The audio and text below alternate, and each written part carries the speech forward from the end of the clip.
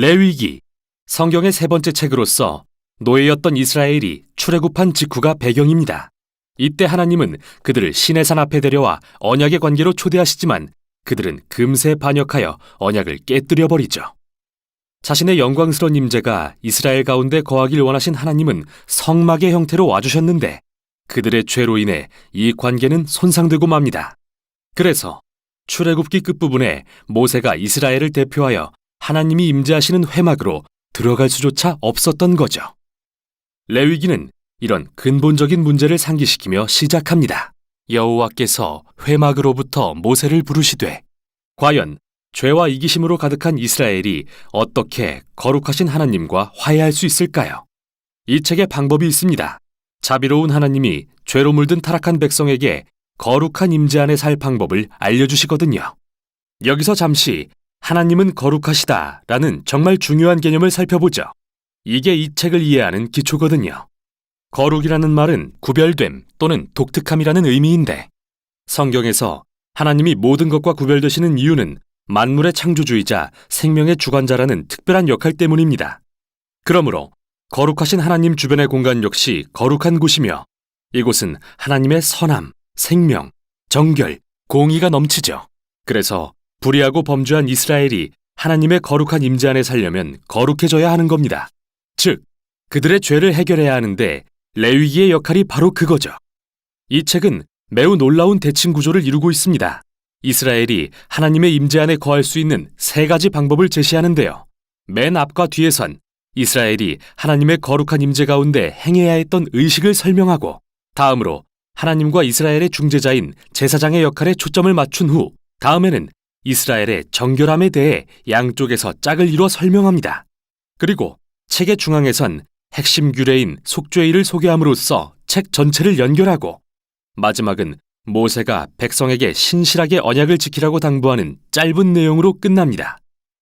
그럼 자세히 살펴보죠. 첫 부분은 이스라엘이 드려야 할 5가지 제사 의식에 대한 설명인데요.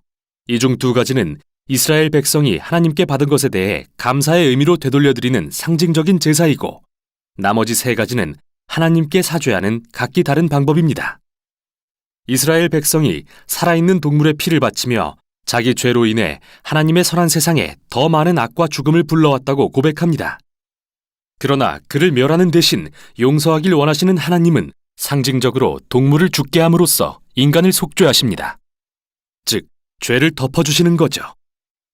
이스라엘 민족은 이러한 제사의식을 통해 하나님의 은혜와 공의, 그리고 악의 심각성과 결과를 항상 기억했던 겁니다. 의식에 대한 2번째 부분은 이스라엘의 7절기에 대한 건데요. 각 절기는 하나님께서 이집트 노예였던 이들을 어떻게 구하시고 광야로 이끌어 약속의 땅까지 인도하셨는지 이야기합니다. 이스라엘은 이 절기들을 정기적으로 기리며 자신들이 누구고 그들에게 하나님이 누구신지를 기억했습니다. 이제 이스라엘의 제사장에 대한 내용입니다. 아론과 그의 아들들이 처음으로 이스라엘을 대신해 하나님의 임재에 나아가도록 위임을 받고 맞은편에선 제사장이 갖춰야 할 자격에 대해 설명합니다. 제사장은 최고 수준의 도덕성과 의식적 거룩함을 요구받았는데 이는 그들이 하나님 앞에서는 백성을, 백성 앞에서는 하나님을 대표했기 때문이죠. 제사장의 거룩함이 왜 그리 중요한지 살펴보기 위해 앞부분 아론 가족의 위임식 직후로 돌아와 보겠습니다.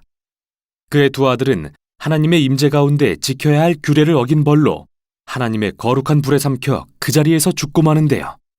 하나님의 거룩한 임재 안에 사는 삶에 무시무시한 역설이 아닐 수 없습니다. 그의 거룩하심은 순전한 선이기에 이를 거역하고 모욕하는 자는 위험에 처하게 되기 때문이죠. 그래서 이토록 이스라엘의 제사장과 온 이스라엘 백성의 거룩함이 중요한 건데요. 다음 내용이 이에 대한 설명입니다. 11장부터 15장은 온 이스라엘 백성에게 요구되는 정결 의식을, 18장부터 20장은 도덕적 정결에 대해 설명합니다. 정함과 부정함의 개념에 대해 들여다보죠. 하나님은 거룩하시고 구별된 분이십니다. 그래서 그분의 임재로 들어가려면 이스라엘도 스스로를 거룩하게 해야 하는데 이를 깨끗하거나 정결한 상태라고 부릅니다.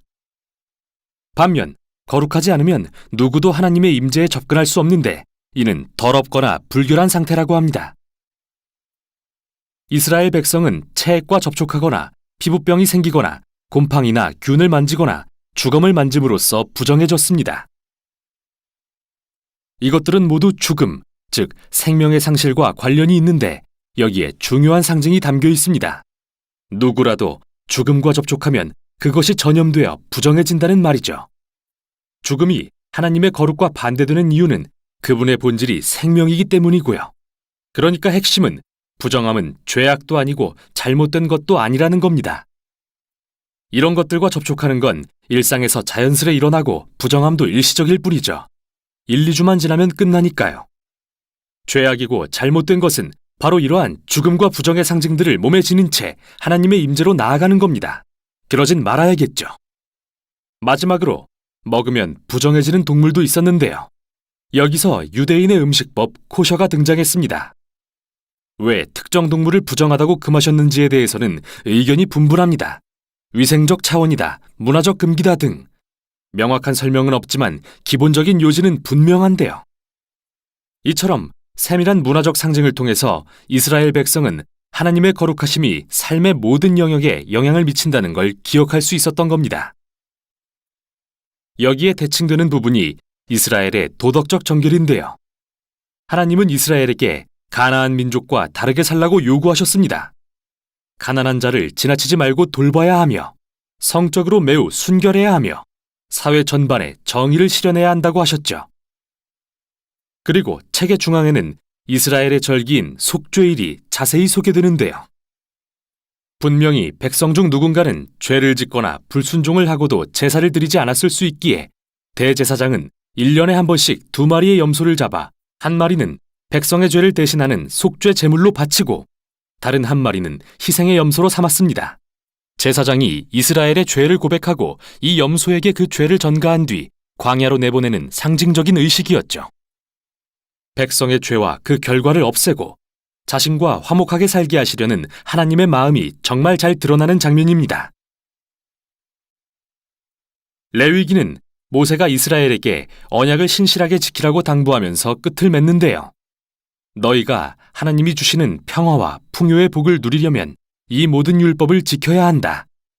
그러나 불순종하여 하나님의 거룩을 더럽히면 그게 재앙, 곧 아브라함에게 약속하신 땅에서 추방될 것이라는 경고였죠. 레위기가 성경 전체에서 어떤 역할을 하는지 알고 싶으신가요? 그럼 다음 책인 민수기의 첫 문장을 보십시오. 여호와께서 회막에서 모세에게 말씀하여 이르시되. 이제 모세는 이스라엘을 대표하여 하나님의 임재로 나아갈 수 있게 된 겁니다. 그게 레위기가 한 일이죠. 이스라엘의 실패에도 불구하고 하나님은 그들의 죄를 덮을 방법을 제공하시고 자신과 화목을 이룰 수 있게 하셨는데 레위기는 바로 이 방법에 대한 책이었습니다.